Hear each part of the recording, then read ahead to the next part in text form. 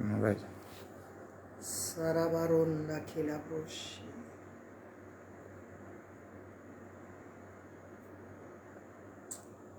Arenos Savahilabahontashi. Karindo Sota Labarananto. Minda Garabeo. Bela Bronda Lela Honta. Seigneur, prends ta place. Prends ta place, Seigneur, et dirige ce moment. Par ton Esprit Saint, dirige ce moment. Que tous sachent que tu es Dieu. Hormis toi, il n'y en a point d'autre. Tu es Seigneur.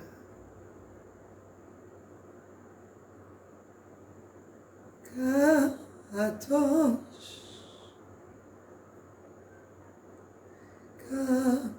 Kadosh, Kadosh, Adonai, Kadosh, Kadosh, Adonai, Adonai, Elohim, El Shaddai, Kadosh, Adonai. C'est toi que j'invoque. Dieu Tout-Puissant, Dieu glorieux. C'est toi que j'invoque et c'est toi que je veux voir élevé. Rien d'autre. Que dans nos faiblesses, ta force se manifeste. Que dans nos imperfections, ta perfection se manifeste. C'est toi que nous élevons ici, sur cette plateforme. C'est toi, Seigneur Jésus. Aucun autre. Prends le contrôle. Kadosh, Kadosh, Adonai, Adonai, Kadosh,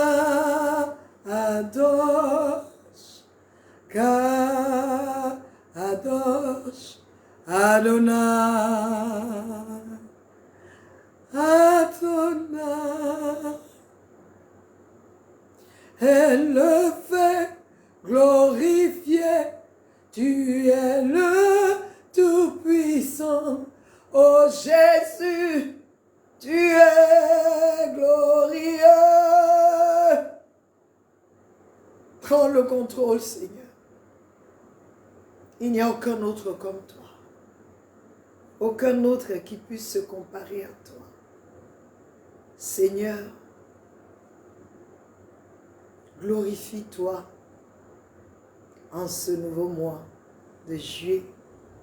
Glorifie-toi. Que l'onction du mois de juillet nous accompagne dans ce mois. L'onction qui a été relâchée des cieux sur ce mois ouvre les portes de ce mois de juillet pour tes enfants que nous sommes. Que l'onction qui est déversée sur ce mois de juillet ferme les portes qui doivent être fermées pour tes enfants. Que l'onction que tu as déversée sur le mois de juillet, ô Dieu, que cette onction accompagne chacun de tes enfants, accompagne chaque abonné d'une autre dimension avec Christ et tous ceux qui nous visitent. Que les linteaux, les portes éternelles du mois de juillet 2023 s'ouvrent et que le roi de gloire fasse son entrée. Jésus est son nom. L'Éternel des armées, il est. Merci pour ton intervention divine dans la vie de ton peuple. Merci de surprendre quelqu'un. Merci de restaurer quelqu'un. Que ce mois de juillet, ce 7e mois, ne passe pas inaperçu pour nous, tes enfants, que nous voyons les prodiges, les miracles que toi seul tu peux faire.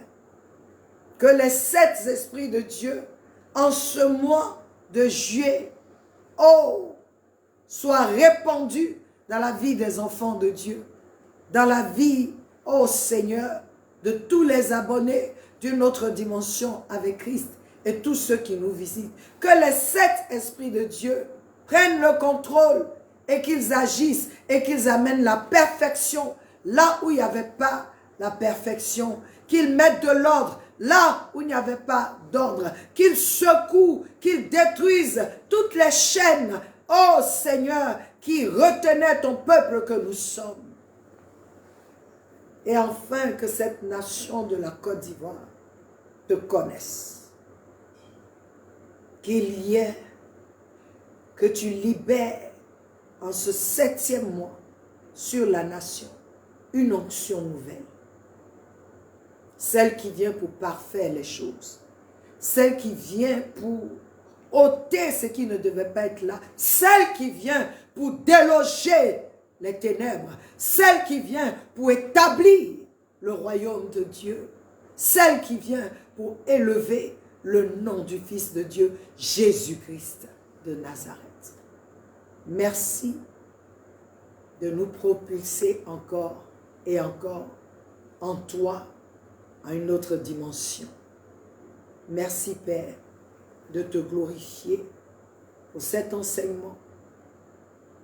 Saint-Esprit, tu es merveilleux et fidèle. Alors enseigne encore au nom de Jésus. Amen. Amen, peuple de Dieu. Je veux rendre grâce à Dieu vraiment pour vos vies, car j'ai vraiment cette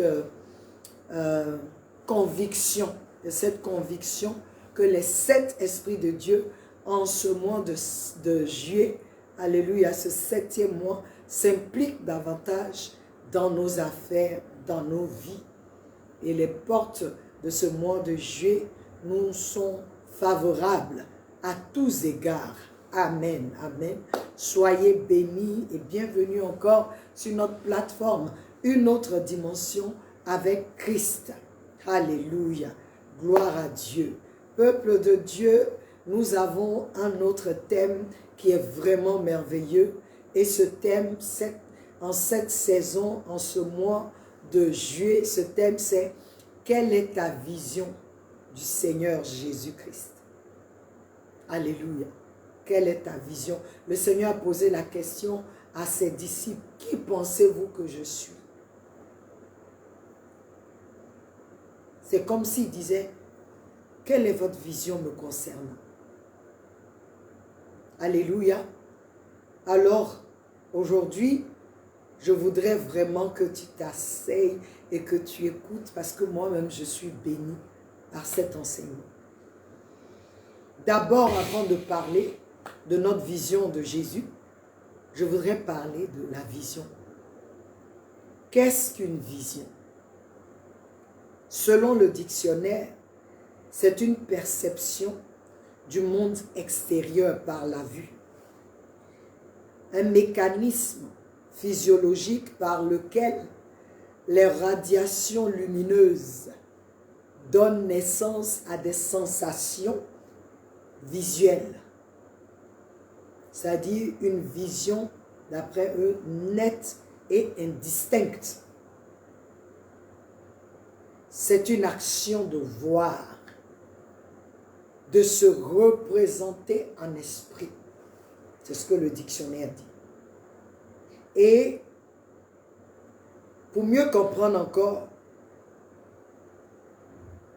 nous avons ici quelques synonymes. du mot vision.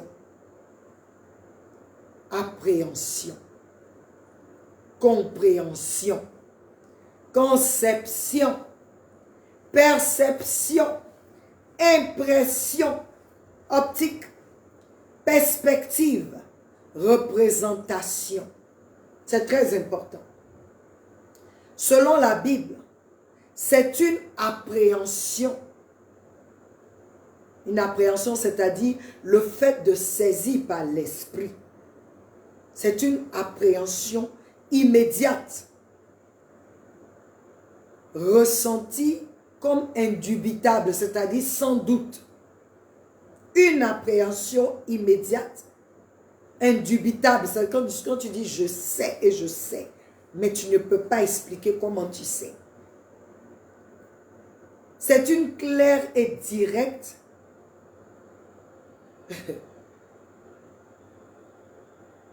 c'est-à-dire, c'est clair, une appréhension claire et directe de la présence du divin, d'un esprit ou d'une déité, ou d'un phénomène surnaturel. En un mot, lorsque nous parlons de vision, cela va au-delà de tes yeux, de mes yeux physiques. Cela va au-delà du charnel. Cela parle d'une connaissance qui n'a rien à voir avec la chair. La vision ici, c'est comment tu vois Jésus avec ton cœur, dans ton homme intérieur, ta compréhension de lui. Comment le perçois-tu? Quelle est la représentation de lui dans ton esprit, dans mon esprit? Proverbe 29, 18 dit: où il n'y a pas de vision, le peuple périt. Une autre traduction dit: un peuple sans vision est un peuple sans frein. La vision dans cette marche avec le Seigneur Jésus est essentielle. Elle est nécessaire, elle est primordiale. C'est vital que toi et moi ayons une vision de qui Jésus-Christ est. Nous ne pouvons faire et être ce que Dieu attend de nous sans au préalable avoir une vision de qui il est. Et cela, ce n'est pas une vision superficielle. C'est du domaine spirituel. Matthieu 6, 22, 23 dit: la lumière du corps, c'est l'œil. Si donc ton œil est net, ton corps tout entier sera plein de lumière. Mais si ton œil est mauvais, ton corps tout entier sera plein d'obscurité. Si donc la lumière qui est en toi est obscurité, combien grande est cette obscurité? Le Seigneur fait une analogie, ça dit, là je vous parle, vous me parlez, ce qui illumine ce que nous voyons physiquement, notre corps, la lumière, c'est ce que nos yeux voient. Nos yeux physiques. L'aveugle a des problèmes. L'aveugle physique. Nos yeux physiques nous permettent de voir, d'interagir avec l'extérieur, de voir ce qui est externe à nous. Et le Seigneur dit, de la même manière que ton œil, mon œil, s'il n'est pas net, je suis obligé de porter des lunettes pour voir à une certaine heure ou pour certaines choses. Je dois porter mes lunettes comme vous le voyez souvent. Il dit, si ton œil est net, donc ta lumière sera nette. Ton corps entier sera plein de lumière. Qu'est-ce qu'il est en train de dire? Si ma vision, mon œil spirituel ne voit pas comme il se doit, mon œil spirituel n'est pas net, alors ma vie spirituelle ne peut pas être nette. Il parle de vision. Ta vision déterminera tes actions. Ta vision déterminera ton attitude. Ta vision fera prospérer tes aptitudes ou pas. Proverbe 23, 7 dit, car il est tel qu'il pense en son cœur. L'homme, il est tel qu'il pense en son cœur.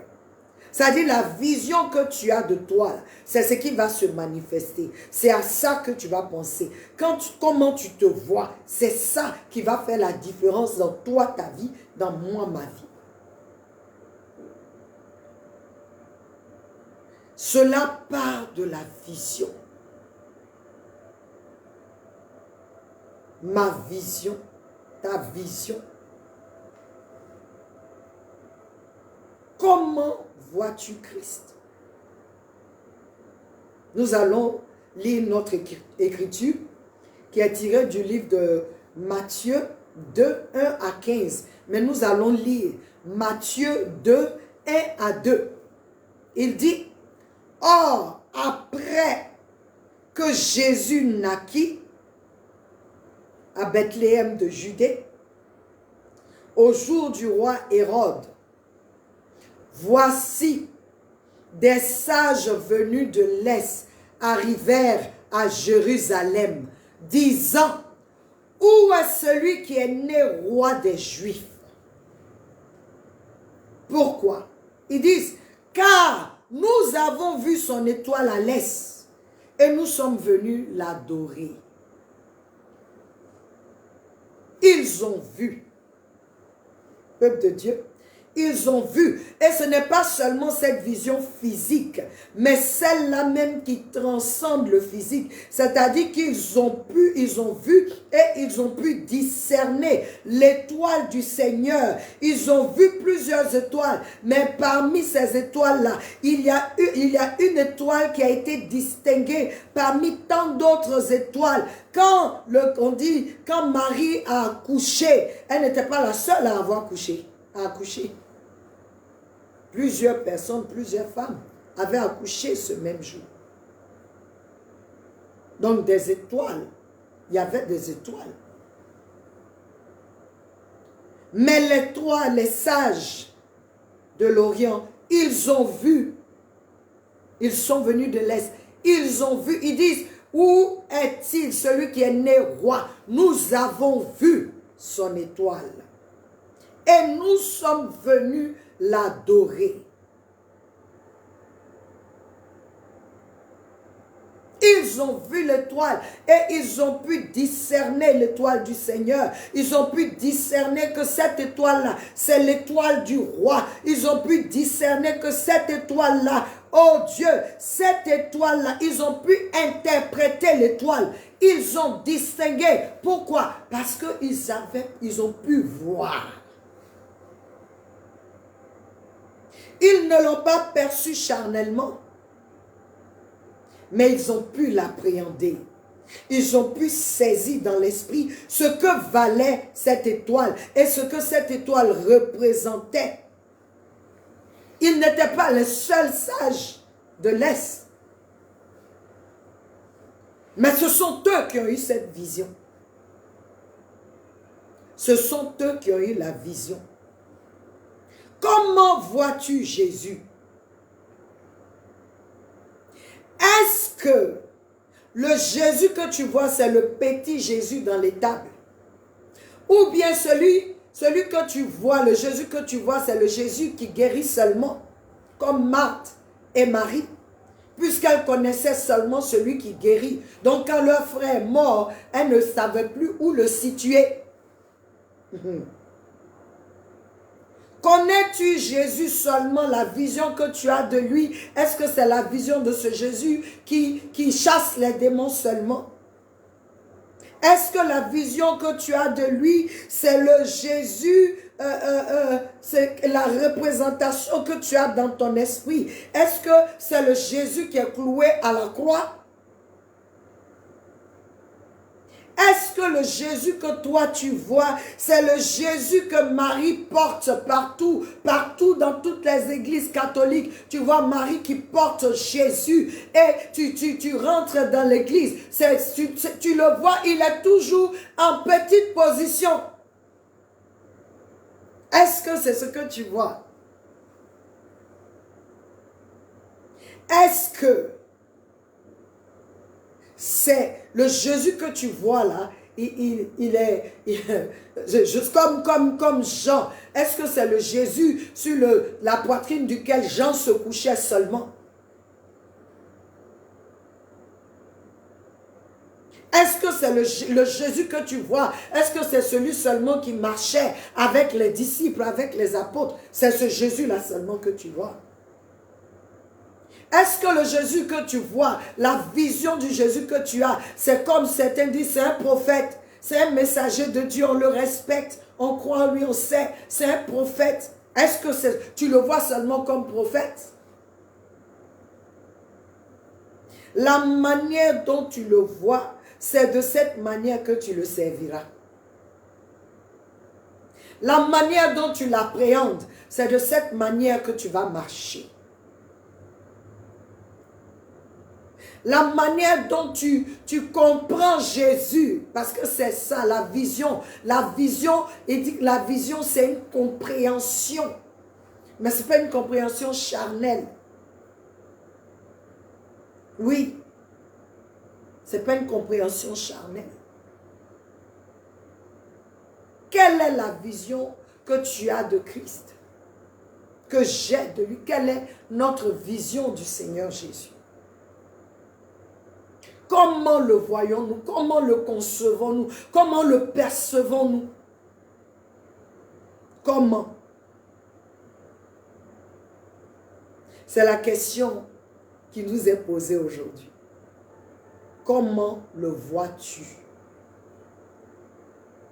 Je ne parle pas avec tes yeux. Lui-même, il a dit aux disciples, il a dit à Thomas, parce que tu m'as vu avec tes yeux, tu me dis, Seigneur, mais bénis soient ceux qui ne m'auront pas vu et qui auront cru. Il y a une vision. Il y a une vision. Quelle est ta vision du Seigneur? Comment le vois-tu? Est-ce que ta vision de lui, c'est cette vision qui est toi seulement? C'est, il peut faire ceci, Jésus donne mari, Jésus donne enfant, Jésus donne femme, Jésus donne ceci. C'est la vision que tu as de lui. Je veux t'exhorter à aller à une autre dimension, dans la vision que nous avons de lui, à une autre dimension. Aujourd'hui, je vous laisse seulement parler de la vision. Ce que veut dire la vision. Comment tu le vois? Est-ce que tu le vois au-delà de ce qui est dit? Parce que c'est ça qui fera la différence. Ils disent, nous avons vu son étoile. Je me demande comment ils ont fait. Comment eux, ils ont vu et les autres n'ont pas vu. Ils sont venus à Jérusalem et ils ont annoncé où il est celui qui est né roi. L'étoile, parce que ce sont des gens qui étudient les étoiles. Il est dit que ce sont des astrologues. Ils étudient ce sont des hommes spirituels. Ils ont compris, c'est pourquoi il y a des gens qui peuvent arrêter, comme on dit, l'avancée de certaines personnes. Parce que dans l'esprit, ils voient la vision qu'ils ont de toi que tu n'as pas de toi. Là. Quand eux, ils voient ça, il y a une façon, ils font des choses. Eux, ils ont vu l'étoile et ils ont décidé de venir l'adorer. Ta vision déterminera ta manière de le servir. Ta vision déterminera ta marche avec lui. Alléluia. Peuple de Dieu, je voudrais qu'on prie afin que notre vision soit restaurée, purifiée. Prions contre toutes ces cités spirituelles, contre toute vision charnelle qui nous a donné une illusion du Seigneur Jésus-Christ. Nombreux parmi nous, nous l'adorons, nous le servons, mais ce n'est pas la vraie vision, c'est une illusion que nous avons. Ce qui fait qu'on n'avance pas. Parce qu'on a une belle illusion. Mais Jésus n'est pas une illusion. Il est la vérité. Alléluia. Prions que le feu du Saint-Esprit consume les déchets dans nos yeux. On a tellement vu des choses. On a tellement vu des choses qu'on ne sait plus discerner. Certains ont bien commencé et ils se retrouvent dans autre chose aujourd'hui. Et ils ne se rendent même pas compte que ce n'est plus Jésus. Que ce qu'ils sont en train de faire là, ce n'est plus Jésus. Jésus n'est pas dedans. C'est d'autres esprits. Mais ils ne se rendent pas compte. Que les déchets dans nos yeux spirituels soient détruits, soient ôtés. Que tout voile de cécité soit ôté, car le voile a été déchiré déjà. Aucun autre voile ne peut venir entre nous et notre Seigneur. Que le voile qui est venu se placer soit consumé par le feu du Saint-Esprit. Ce feu qui est sur l'autel devant le trône. Oh Dieu, je prie Seigneur que tu restaures notre vision de toi, que tu restaures notre vision de toi, que toute vision erronée, toute vision illusoire soit détruite et que la vraie vision Seigneur se manifeste. Donne-nous d'avoir cette bonne vision de toi, comme Jean qui te connaissait, mais dans Apocalypse, il est tombé à tes pieds comme mort parce qu'il a eu cette vraie vision. Nous voulons marcher avec toi à partir de cette vraie vision de toi. Restaure ceux qui sont entrés dans les choses spirituelles de la mauvaise façon, Seigneur. Ceux qui ont même commencé avec toi et qui sont allés négocier, maintenant qu'ils ne font plus la différence entre toi et ce qui est bon. Seigneur, je prie que tu interviennes afin que tu donnes à chacun de nous la bonne vision de toi. Oh Père, donne la bonne vision. La vision qui vient de toi. Et que mon esprit capte et s'en saisisse pleinement. Que l'esprit de mes frères et de mes sœurs capte et se saisisse vraiment de cette vision. Cette vision qui change nos façons de voir. La parole dit que Ésaïe, dans Ésaïe chapitre 6, il a eu une vision. Il avait une vision de Dieu. Mais quand il est arrivé à un autre niveau, cette vision l'a mis à terre. Peuple de Dieu, c'est sur ça que je voudrais m'arrêter. Je voudrais inviter quelqu'un à chercher à voir le vrai Christ. Le Christ dont parle la parole de Dieu. Le Christ qui a été crucifié à Golgotha, qui est mort et ressuscité le 3e jour. C'est lui que nous voulons voir. Le lion de la tribu de Juda. Le premier et le dernier. Le commencement et la fin. Celui qui tient entre ses mains les clés de la mort et du séjour des morts. Celui qui a vaincu les ténèbres. Celui qui règne d'éternité en éternité. Celui dont le royaume n'a pas de fin. Je ne veux pas seulement dire, je veux le rencontrer. Cette vision nous changera. Comment vois-tu Christ? Quelle est ta vision de lui? Quelle est ta vision de lui? Alléluia. Notre temps prend fin.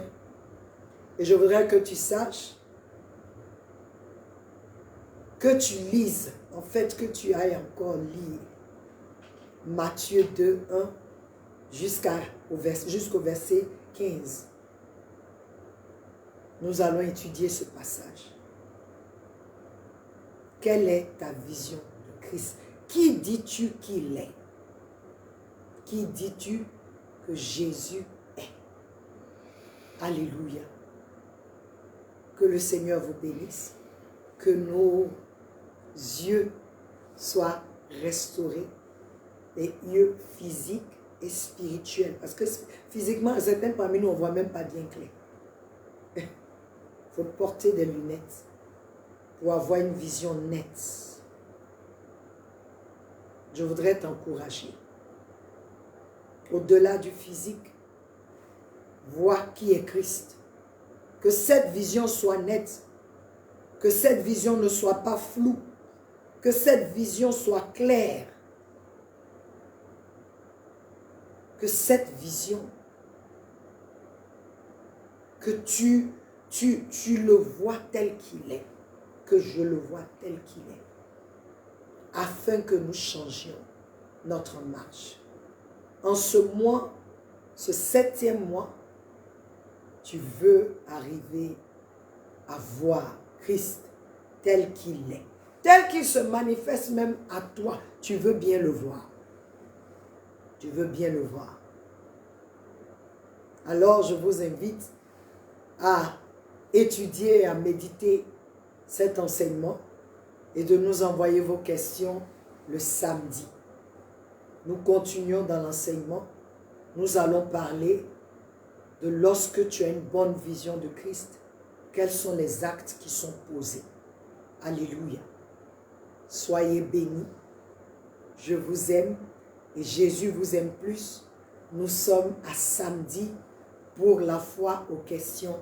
Amen.